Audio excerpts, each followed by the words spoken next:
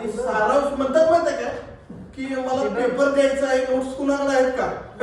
आठवत आहे का कॉलेजचे दिवस किंवा आपले आपण वर्गात बसत होतो, हा पेपर आहे पण नोट्स काढलेले असतील तर जरा शेअर करा किंवा मला जेव्हा द्या, असं असतंय.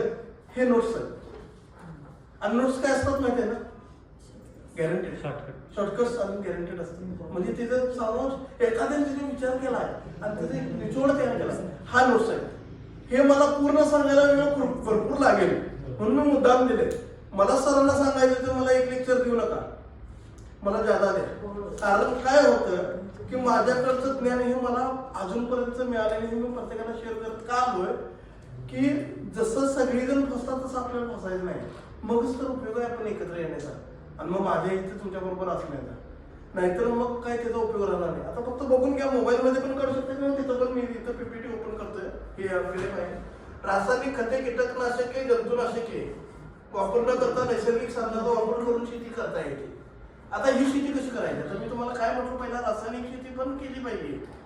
आता कधी प्रॉफिटेबल असेल तर रासायनिक ही 30% करावी. रेशो कोण करत असेल तर शेती 30% रासायनिक, बरोबर.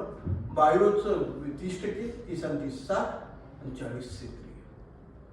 आता बायो मी 30 घेतली, का 30 घेतला तर रासायनिक 30 आणि 30, त्याला विघटन करणारा कोणतरी प्राणी पाहिजे तिथे. लक्षात. मी म्हणलं नायट्रोजनचं नायट्राईट मध्ये जो पण रूपांतर होत नाही ना, झाड घेत नाही तुमचं नायट्रोजन.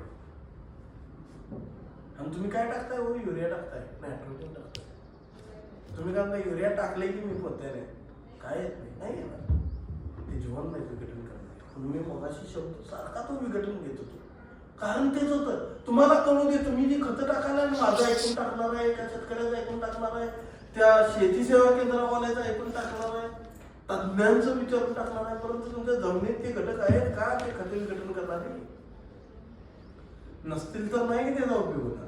मग ते कशी झाली पाहिजे किंवा काय केली पाहिजे, तर त्याचा विचार आपण बारकाईने केला पाहिजे. म्हणून इथं काय सांगितलं झाले, कीटकनाशके, जंतुनाशके याचा वापर न करता पण नैसर्गिक शेती करता येते. आता तिची शेती कशी काय होते, तर जैविक शेतीमध्ये मृदा आरोग्याची देखभाल, म्हणजे पहिला काय करायला पाहिजे, मृदा म्हणजे काय जमीन, त्याचे आरोग्य पहिलं बघितलं पाहिजे. आता आपली कुंडीतली माती आपण कित्येक दिवस हलवत पण नाही. तुम्हाला माहिती आहे शेतकरी नांगरतोय का, पलटी का मारतोय, भांगलन का करतोय, त्याला हौस नाही त्या बायकांना पैसे द्यायचे, त्या ट्रॅक्टरवाल्याला पैसे द्यायचे. जमिनीमध्ये ऑक्सिजन यावं आणि जमिनीमध्ये पण उष्णता आणि सूर्यप्रकाश जावा. माझं पुढं त्यामध्ये एक पिलप आहे. सूर्यप्रकाशामधून त्या सूर्यप्रकाशाचा खत कसा वापरवतात ह्यात एक आहे. म्हणजे ते झाड पाला पाचोळा जाळ्याने, तर मी तुम्हाला तो वाचून दाखवतो. आज आपण याचं कोणाचं मी फाट सपेल कर सपेल तुम्हाला ते कळू दे डोळ्यासमोर, म्हणजे तुम्हाला समजेल ते मला म्हणायचं काय आहे. म्हणून शेतकरी शेत 1 महिना पडीक टाकतो. शब्द माहिती आहे, पडीक टाकणे म्हणजे ऊस गेल्यानंतर नांगरून टाकलं जातं, मग पीक बदललं जातं, सोयाबीन घेतलं जातं. आणि 1 महिना टाकल्यानंतर सोयाबीन कसं येतं, आणि नाही टाकून बघा सोयाबीन एवढंच. कारण काय हो, त्यात काय त्याला खत टाकलं नाही, जमिनीमध्ये ऑक्सिजन लेवल वाढलं, जमिनीमध्ये सूर्यप्रकाश गेला, त्यामुळे त्या जमिनीचा पोत आहे ना तो वाढला. जमिनीचा पोत फक्त रासायनिक खतानं वाढतो असा नाही, ही चुकीची समजूत आहे. हे मला तुम्हाला सांगायचं. म्हणून मी इथं काय म्हटलं, मृदा आरोग्याची देखभाल, मातीची गुणवत्ता सुधारण्यासाठी नैसर्गिक खत आणि जीवाणूचा वापर. मी जसं मगाशी म्हटलं, नैसर्गिक खत काय घालू का, शेणखत, त्यांचा वापर जास्त प्रमाणात करा. तसंच जीवाणूंचा पण वापर. जीवाणूचा म्हणजे काय मी म्हटलं, फक्त तुम्हाला आता ते ट्रायकोडर्मा हेच माहिती आहे, ह्याच्या पलीकडे पण आहे जीवाणू, ह्याच्या पलीकडे पण जीवाणू. असं म्हणतात जर जीवाणू एकमेकाला खात नसते ना तर आपण पण नसतो, ते एकमेकांना खात नसते. ट्रायकोडर्मा काय करतो, बुरशीने जीवाणूंना खातो. मजा आहे का नाही. आपण एक प्रकारे सैनिक पाठवावं लागले, युद्ध करून घ्यायला, असा विचार करा. म्हणजे मी काय करायला आपण असं ह्याच्यात आहे विचार करायचा, म्हणजे काय घडत असेल त्या मातीमध्ये, ट्रायकोडर्मा काय घडत असेल. आता मी जसं म्हणतो मायक्रोरायझल जीवाणू हुडकून आणून देतोय, कोणाच्या डोळ्यासमोर असं मकडीचं जाळ्यात असं विणलेलं काय आलं का नाही आलं कारण तुम्ही ते बघितला नाही फोटो.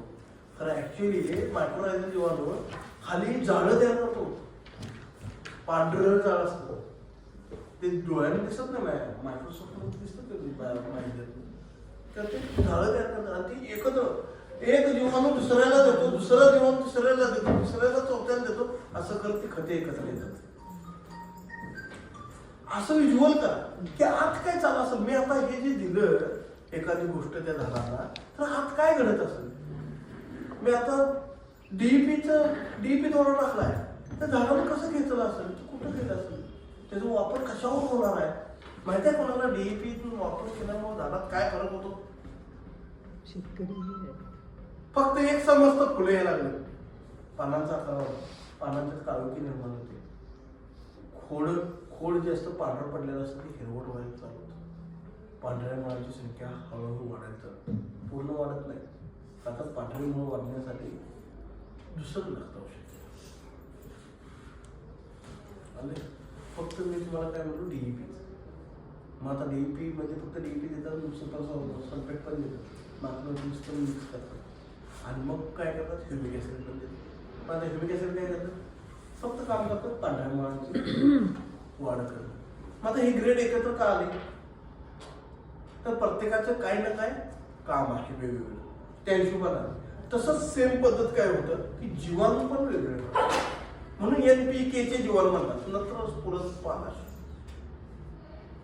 जे आपण देतो ना, जी काही खतं देतो ते नत्र स्फुरद पालाश मध्ये जर देत नसेल तर ते खतं लागू होत नाहीत. हे डोक्यात फिक्स करून घ्या. उदाहरणार्थ सांगतो, मी फक्त पोटॅश टाकले तर मला झाड नाही खाणार. मी फक्त पालाश टाकले हे काय ते नायट्रोजन टाकले म्हणजे NPK ते N तर नाही जाणार. लोक म्हणतात मी युरिया फक्त टाकलाय बघ, खरं काय गेला नुसतीच काळू केली. काय विषय तुम्हाला सांगतो, जोपर्यंत तुम्ही न्यूट्रल करत नाही ना NPK तोपर्यंत तुमचं झाड खतं घेत नाही. बरे मग ते कुंडीतलं असो आणि शेतीतलं असो. आता न्यूट्रल म्हणजे काय, एखादं मला खत द्यायचं, मला पोटॅश द्यायचं आहे तर मला नायट्रोजन पण थोडं टाकावं लागेल, पोटॅश पण टाकावं लागेल, स्फुरद पण टाकावं लागेल. मग मला पोटॅश टाकायचं आहे तर पोटॅशचं प्रमाण जास्त आलं का. 1 किलो तुम्ही NPK N घ्या नायट्रोजनचं, तुम्हाला पोटॅश टाकायचं म्हणजे तुम्हाला पोटॅश कशासाठी, फळांची साईज, फळांची जाडी, फुलांचा आकार वाढवण्यासाठी पोटॅश वापरतात. हे डोक्यात घ्या. आता म्हटलं तुम्ही तुमच्या डोक्यात असतं माझं फुल एवढंच का असतं, फुल जरा मोठं जर पोटॅशचं प्रमाण वापरा, पालाशचं प्रमाण तुम्ही थोडंसं वाढवा, फुलकडी जास्त येते. आणि नायट्रोजन काय करतात, फक्त वाढ करतात, फुटवे काढायचं काम करतात. मग फक्त पोटॅश टाकल्यावर फुलांचा आकार बदलेल काय हो, तुम्ही म्हणायला पाहिजे बदलायला पाहिजे. पोटॅश टाकले ना, पोटॅशचं कामच ते त्याने करायला नको. परंतु जे आकार बदलणार आहे त्यामध्ये वाढ आहे की नाही, त्या झाडाची ग्रोथ आहे की नाही, त्या फुलाची ग्रोथ आहे की नाही. मग फुलाची ग्रोथ कोण करतं, झाडाची ग्रोथ कोण करतं, झाडाची ग्रोथ फुलाचा नव्हते, झाडाची ग्रोथ कोण करतं, नायट्रोजन. तो आहे तिथं आता नाही टाकला तुम्ही, फक्त तुम्ही पोटॅश टाकलाय. एखादं फळ मोठं करायचं आहे मला तर फक्त पोटॅश टाकून नाही चालणार मला. ते ज्यावेळी खाल्ल्यानंतर त्याचा आकारमान वाढणार आहे ना, किंवा त्या फुलाचा आकारमान जो वाढणार आहे त्या वाढीसाठी नायट्रोजनची गरज आहे. आता जी वाढ आहे हे डोक्यात घ्या. झाडांना फुलकळी स्फुरद नाही येणार आहे, मान्य माहित नसेल की या डोक्यात स्फुरद नाही येणार, फुलकळीसाठी ते इस्तेमाल केला जातो. पण फुलकळी कधी येणार, झाडांमध्ये फुटवे निर्माण झाल्यावर येणार का फक्त खोड आहे म्हणून येणार. मग फुटवे निर्माण कोण करणार, वाढ झाडाची. मग झाडाची वाढ कशी होणार, तर नायट्रोजन. मग तुम्ही दिलाय का नाही, तुम्ही एकच फुलकळीचं औषध मी देऊन टाकलंय बघा, फुलविक ऍसिड. फुलकळीला फुलविक ऍसिड एक आहे. तुम्ही जर नायट्रोजन मध्ये NPK मध्ये म्हणजे तुमचे DEP पोटॅश मध्ये ते तुम्ही जरा फुलविक ऍसिड घातला, 100 रुपयाला पाऊच मिळतो, फुलकळ्या फक्त मोजायचे. कुठलं? फुलविक ऍसिड. आता फुलविक ऍसिड तुम्ही म्हणाल रासायनिक सांगितलंय, हे जे जैविक पण आहे फुलविक ऍसिड. तुम्हाला शेवग्याचं झाड केव्हा मला दिसायचं नाही डोळ्याला? शेवग्याचं आहे शेवग्याचं झाड, शेवग्या झाडाचा पाला घ्यायचा, पाला. आता हे माझ्यात नाही, आता हे मला आठवण दिसतं मी सांगतो. शेवग्याचा पाला घ्यायचा, तो एकत्र काढायचा, 1 किलो घ्यायचा पाला, मिक्सरमध्ये घ्यायचा, वाटायचा, त्याचा रस काढायचा. आणि मी तुम्हाला सांगितलं माहिती का मग अशी एक फॉर्म्युला आहे, 1 लिटरला 1 ml. भले ते तुम्हाला फुकट मिळू दे, खरे एकच येते, लक्षात ठेवायचं. भले फुकट मिळू दे. आता मी झाडाला पाला सांगितलं, मला वाटलं तुम्ही काय वरबडणारा आणि तिथे पाहिजे तर लिक्विड नाही हे. शेवग्याच्या पालाचा रस काढायचा, तो रस जर तुम्ही पाण्यात मिक्स करून जर मारला झाला ना तरी फुलकळ्या बाहेर निघतात. ते फुलविक ऍसिडचं काम करतं. म्हणून म्हणतात की आता नवीन फंडा निघालाय सोशल मीडियाला बघा, ते शेवग्याच्या शेंगांची पावडर मिळायला, पाण्याची पावडर मिळायला, त्यानं फुलविक ऍसिड शरीरात गेले की शरीर चांगलं होतं. काही नाही वेगळं. ह्या निसर्गानं स्वतःची खतं तयार केलेली आहे. 1 ml शेवग्याच्या ह्याचा रस घ्यायचा, 1 ml पानं घ्यायची, पानं हो ते समजलं, मिक्स करायची, त्याच्यात पाण्याचं प्रमाण कमी वापरायचं फक्त, आणि ती काढायचं आणि ती 1 लिटरला 1 ml वापरायचं. मग ते आम्ही 1 लिटरला मग ते स्टोअर करता येतं का? स्टोअर ते कसं असतं, ते काय असतं रासायनिक मध्ये का नाही त्यांनी कंटेंट वापरलेले असतात स्टोअरचे एजंट्स म्हणून. आपल्याला ह्याच्यात जे आपण घरगुती करतो ना त्यामध्ये आपण वापरू शकत नाही. मग कमी प्रमाणात, जेवढं लागतं 1-2 दिवस ठीक आहे, तिसऱ्या दिवशी त्याला गोष्टी. निसर्ग स्वतःला डिकम्पोज करतं, निसर्ग स्वतःला डिकम्पोज करतं, तुमचं ते वाट पण बघत नाही. 1 लिटरला 1 ml एक्स्ट्रा राहिले तर टाकून द्या. हाय माझ्याकडे आले दादा म्हणून काय करत बसू नका, एवढं माझा विषय. आणि वाटल्यास तुम्हाला वाटलं तर 1 ml वर झाडाला द्या. आणि अजून एक, जर असं काही तुम्ही घरी तयार करत असाल खत, म्हणजे आता मी तुम्हाला सांगितलं, तर 1 ml स्प्रेला घ्यायचं आणि जमिनीत वापरताना 5 ml वापरायचं. रासायनिक नव्हे, 5 ml लिटरला.